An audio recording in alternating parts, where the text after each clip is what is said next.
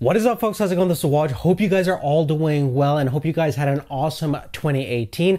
I want to talk about some of my favorite tech of the year. Now, although it was pretty lackluster in terms of innovation and new kind of novel ideas from the technology industry this year, there was still some stuff that I really liked and enjoy using, and I want to talk about some of my favorite products of 2018. Firstly, let's talk about flying camera platforms. And if you want the best video quality available right now and most of your consumer drones, then I would definitely pick the DJI Mavic 2 Pro. Now, the Zoom edition is also fairly good, but if you want absolutely the best video quality, you definitely want to pick the Pro. It has that 1-inch CMOS sensor designed by Hasselblad, 4K video at 60 FPS, decent low light performance, and a 10-bit HDR video capabilities, making it the best compact foldable drone for aerial photography. Now, funny enough, with the introduction of the Mavic 2 Pro, it pretty much makes the Phantom series obsolete. In my opinion, I really wouldn't see why you want to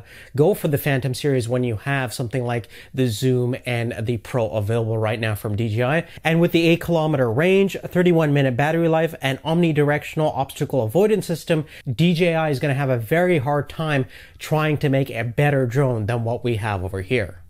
Now, next, let's talk about my favorite smartphone, and that has to be the Google Pixel 3 XL. Now, the Pixel 3 XL and the Pixel 3 shows that you don't need to have a dual camera configuration to take great photos and videos. With the incredible low light performance in night sight mode, not only does it beat every other smartphone camera out there in terms of clarity, sharpness, and overall color rendition, but it even can stack up against dedicated video cameras such as the Panasonic GH5, which cost thousands of dollars more.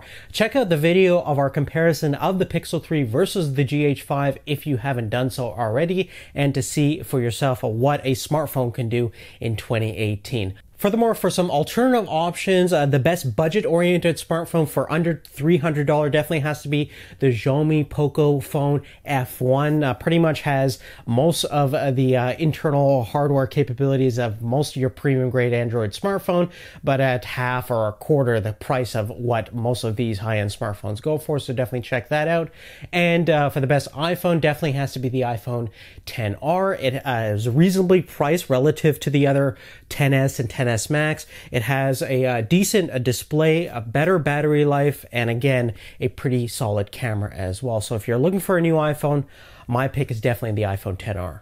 Now, continuing forward, 2018 wasn't really a year of the smartwatch. In fact, most of the smartwatches took a backseat to smartphones this year, with the exception of the Apple Watch Series 4. Now, not only does the Series 4 have the best integration, design, and feature set of all the other smartwatches that we encountered this year, but perhaps more importantly, with the built-in EKG sensor, there's actually been some cases since the release of this feature where people have taken a reading and had symptoms of arterial fibrillation or irregular heartbeats, went to the hospital, and doctors confirmed that analysis that the watch made. So in certain situations, the Apple Watch could potentially save your life, but that's obviously an extreme example, but we can't say that for other smartwatches available right now. But my prediction is in 2019, we're going to see a lot more smartwatches with EKG sensors going forward. Now, another big trend of the year was definitely ultra tablets with stuff like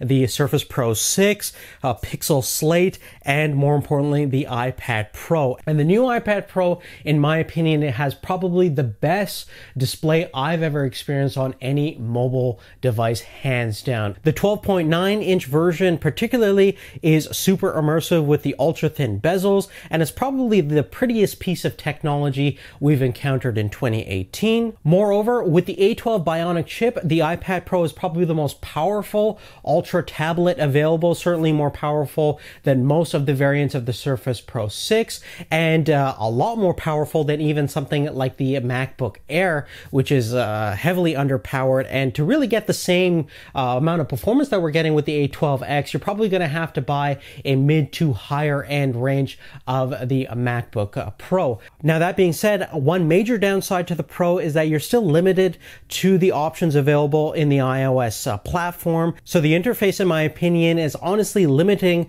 your maximum productivity and capabilities. And although the magnetically latching pencil and keyboard are great tools and accessories for artists and writers, but ultimately the touchscreen form factor and the iOS integration is really limiting the iPad Pro to be a true laptop killer and a replacement. That's why a lot of people still prefer something like the Surface Pro 6, which has an integrated keyboard attachment with a trackpad, and plus you can hook up an external mouse. And since it's running the full Windows operating system, it's still a lot more capable. Now, for me personally, if I had to pick an ultra tablet, I would still go with the iPad Pro, even given its iOS limitations.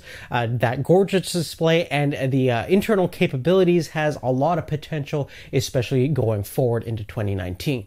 Now, the last piece of tech I want to talk about actually came out late 2017, but most people, including myself, actually got to use it in early 2018, and that's Intel Optane. Now, as long as you're running a relatively modern Intel chipset, with the Optane integration, PC builders actually get a new way to solve their storage solution problems. For many years, most people just get an SSD, install their operating system and their software on there, and then use a mechanical hard drive for all their long-term storage. Now you can use a large capacity mechanical hard drive in conjunction with the Intel Optane memory.